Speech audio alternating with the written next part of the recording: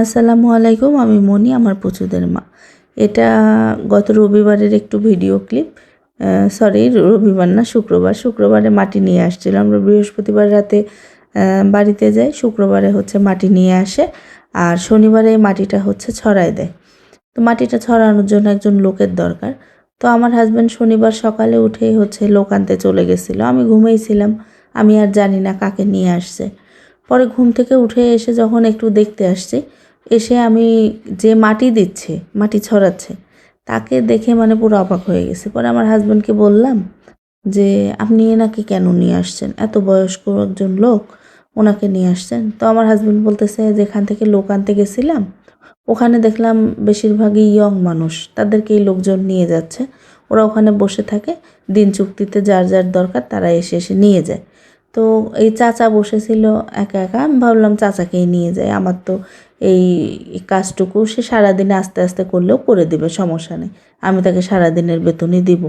তো তাদের খাবার দিলে একভাবে টাকা পে করতে হয়, আর খাবার না দিলে আরেকভাবে, 100 টাকা কম বেশি করে দিতে হয়। তো ওনাকে খাবার ছাড়াই নিয়ে আসছে আমার হাজব্যান্ড, খাবার দিবে না এটা চুক্তিতে। তো এসে আমাকে বলতেছে চাচাকে দুপুরে ভাত দিও। যদিও ওনাকে আমি খাবার ছাড়ার টাকাই দিব। তা আমি বললাম আচ্ছা ঠিক আছে, আর আমি তো বাসা থেকে রান্না করেই নিয়ে গেছি, তো ওনাকে খাবার দিলে সমস্যা নেই আমার। তারপরে চাচাকে দেখে আমি মনে মনে ভাবতেছি যে আসলে এরকম পরিস্থিতিতে না পড়লে বোঝা যায় না যে আমরা আসলে ঠিক কতটা সুখে আছি, তাই না? তো চাচাকে আমি একবার জিজ্ঞেস করছিলাম যে চাচা, আপনার বাচ্চা নাই? তো চাচা আসলে বুঝেই ফেলছে যে পরে আমি কি প্রশ্ন করব, হয়তো এজন্য চাচা আগেই আমাকে বলতেছে হ্যাঁ আমার বাচ্চা আছে, 2টা ছেলে, মেয়ে নাই। তো উনি হয়তো বুঝেই ফেলছে যে আমি হয়তো নেক্সট প্রশ্ন করব যে তারা কি আপনাকে দেখে না, আপনি এই বয়সে কাজ কেন করতে আসছেন। এই প্রশ্ন করার আগেই সে আমাকে উত্তর দিয়ে দিচ্ছে হ্যাঁ আমার বাচ্চা আছে, 2টা ছেলে আর মেয়ে নাই। তো ছেলে 2টাই বিয়ে করে ফেলছে, তারা অসুস্থ, তারা নাকি ভালো কাজ করতে পারে না, কোনো রকমে তাদের দিন চলে যায়।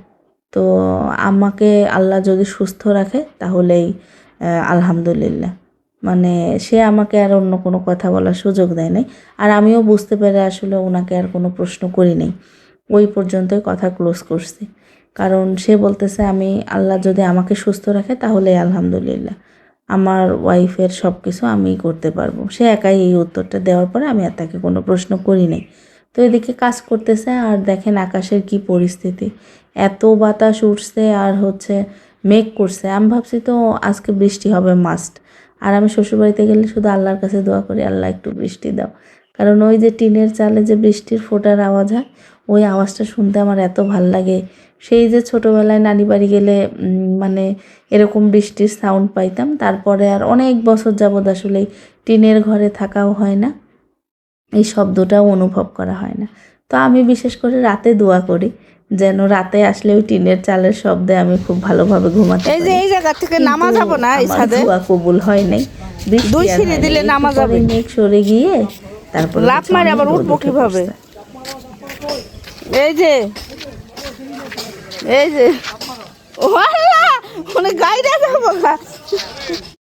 চাচা সবার আগে সকালে এসে আমাদের নিচের ফ্লোরে যে কাঠ বাঁশ জমা করা ছিল ওগুলো আমাদের নিজেদেরই, এই জায়গায় আমার শ্বশুরের লাগানো অনেক মোটা মোটা গাছ ছিল, সেই গাছগুলো ফাড়াই করে ওই কাঠগুলো রাখা হয়েছে, কারণ বিভিন্ন সময় এই ছাদের ঢালাই এটা ওটাতে কাজে লাগবে, এই জন্যই। তো সেই কাঠগুলোকে সবার আগে এসে ছাদে তুলে রাখছে, তারপরে মাটি সরানো শুরু করছে। তা আমার হাজব্যান্ড সবসময় একটা কথা বলে যে তুমি তোমার পজিশন থেকে যে একটু নিচে থাকে সবসময় তাদের দিকে তাকাবা, তাহলে মনে হবে যে তুমি কতটা সুখে আছো, আর উপরের দিকে তাকাবা না, তাতে করে কষ্ট পাবা বেশি। তো আমি এটা মানি, আবার ভাবি যে হ্যাঁ ঠিক আছে, আমি ভালো আছি, শান্তিতে আছি, আলহামদুলিল্লাহ।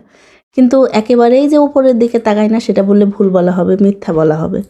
উপরের দিকে তাকাই, তবে আমার স্বপ্ন বলেন, আশা বলেন, শখ বলেন, সেগুলো যে খুব বেশি তা না, ছোট, সীমাবদ্ধ, আলহামদুলিল্লাহ, এমনই যেন সারা জীবন থাকে।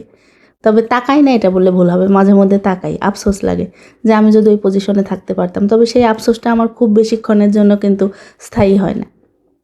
তো যাই হোক, চাচাকে দুপুরে ভাত দিছিলাম একটা ডিম পোচ করে, আর ওই যে মুরগির মাংস রান্না করে নিয়ে গেছিলাম, লেগ পিসটা দিছিলাম।